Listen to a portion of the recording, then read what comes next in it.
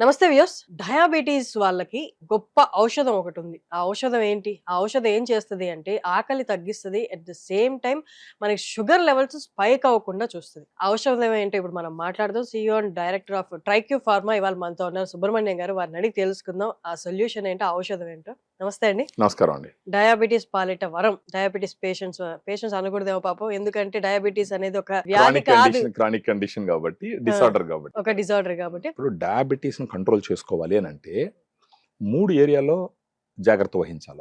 ఒకటి మనం తీసుకునేటటువంటి ఆహారము, 2 మనం చేసేటటువంటి ఎక్సర్‌సైజెస్, మూడోదొచ్చి రెగ్యులర్‌గా మన గ్లూకోజ్ లెవెల్స్ చెక్ చేసుకుంటూ ఉండడం. ఈ మూడిటి మీద గాని ధ్యాస పెడితే డయాబెటీస్ వచ్చిన తర్వాత కూడా వాళ్ళ sugar levels less than 100 milligram per decilitre కి కిందకి తీసుకొని వచ్చి డయాబెటీస్ ఉన్నప్పటికీ డయాబెటీస్ లేని వాళ్ళలాగా జీవించడానికి అవకాశం ఉంటది.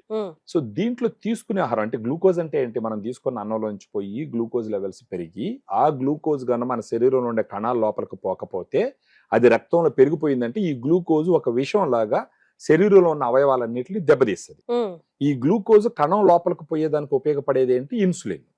మన శరీరం స్వతహాగానే ప్రొడ్యూస్ చేస్తుంది. కొన్ని సమయాల్లో అది సరిగా పనిచేయదు. కొంతమందిలో ఇన్సులిన్ ప్రొడక్షనే ఉండదు. దానికి రకరకాలుగా అవకాశాలు ఉంటాయి. డాక్టర్లు ఇచ్చేస్తారు. గ్లూకోజ్ పెరిగేది ఎక్కడ? మనం తీసుకునే ఆహారం నుంచి. ఇప్పుడు ఈ ఆహారం కంట్రోల్ చేయగలిగితే గనక మనకు మేజర్ ప్రాబ్లమ్ సాల్వ్ అయిపోతుంది. ఆ విధంగా ఉపయోగపడేటటువంటి ప్రోడక్ట్ ఏంటి అంటే డయాగ్రాండ్. ఇది డయాబెటిక్ స్పెసిఫిక్ సప్లిమెంట్ అన్నమాట. అంటే డయాబెటీస్ వాళ్ళు తీసుకోవాల్సినటువంటి సప్లిమెంట్.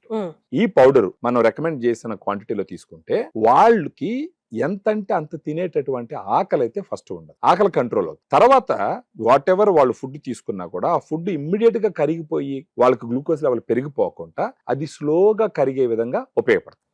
దీంట్లో 5 రకాల ప్రోటీన్ ఉంటుంది. మామూలుగా డయాబెటీస్ ఉన్న వాళ్ళకి ఎలా ఉంటది? ఆకలి ఎక్కువ ఉంటుంది, సత్తా ఉండదు అనమాట.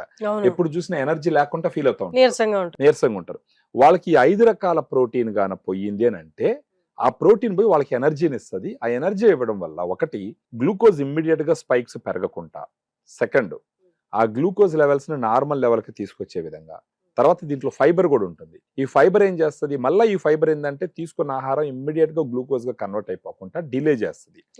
అది కాకుండా ఆకలిని తగ్గిస్తుంది అనమాట. మరొకటి ఏంటంటే వెయిట్ మేనేజ్మెంట్ ను కూడా హెల్ప్ చేస్తుంది. మూడోది హార్ట్ కి సంబంధించినటువంటి, అంటే డయాబెటీస్ ఉంటే హార్ట్ డిసీజెస్ కామన్ గా వస్తాయి. ఆ హార్ట్ కి సంబంధించిన డిసీజెస్ కూడా రాకుండా ఉపయోగపడేదానికి అన్ని రకాలుగా అవకాశం ఉంది. డయాగ్రాండ్ అంటారు దీన్ని. బ్యాలెన్స్డ్ న్యూట్రిషన్ ఫర్ డయాబెటిక్స్ అని మనం అనుకోవచ్చు. అంటే ఎలా తీసుకోవాలి సార్ దీన్ని? అంటే ఇది కన్స్యూమ్ చేసుకున్న తర్వాత ఫుడ్ ఏం తినకూడదు ఇంకా? లేదు, తినొచ్చు. ఇప్పుడు దీన్ని ఎందుకు కన్స్యూమ్ చేయమంటామంటే ఫస్ట్ మార్నింగ్ అంటే బిట్వీన్ మీల్స్, ఉదయం బ్రేక్ఫాస్ట్, మధ్యాహ్నం లంచ్ మధ్య ఒకసారి తీసుకోవచ్చు. మధ్యాహ్నం లంచ్, ఈవినింగ్ డిన్నర్ మధ్య ఒకసారి తీసుకోవచ్చు. అంటే స్నాక్ రీప్లేస్మెంట్ గా అన్నా తీసుకోవచ్చు. లేదంటే ఉదయాన్నే కూడా ఖాళీ కడుపుతో తీసుకొని తర్వాత బ్రేక్ఫాస్ట్ తీసుకోవచ్చు. అప్పుడు ఇంకా కొంచెం తక్కువ తినే ఛాన్సెస్ తినేదానికి తక్కువ ఉంటది.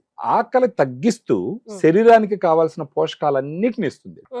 దీంట్లో వైటమిన్స్ ఉంటాయి, మినరల్స్ ఉంటాయి, ఫైబర్ ఉంటుంది. ఆ తర్వాత వచ్చేసి దీంట్లో వచ్చి ఐనోసిటాలు, టారిన్, ఎల్ కార్నిటిన్ అని చెప్పేసి కొన్ని సప్లిమెంట్స్ ఉంటాయి. అవి కూడా ఏం చేస్తాయంటే శరీరంలో ఉన్న ఇన్సులిన్ రెసిస్టెన్స్ ని తగ్గించి, ఇన్సులిన్ సెన్సిటివిటీని పెంచి, ఇన్సులిన్ సమర్థవంతంగా పనిచేసే విధంగా చేసి దీంట్లో ఉన్నటువంటి పోషకాలు శరీరంలో ఉన్న చక్కెర స్థాయిల్ని తగ్గిస్తుంది. ఎలా తగ్గిస్తుంది?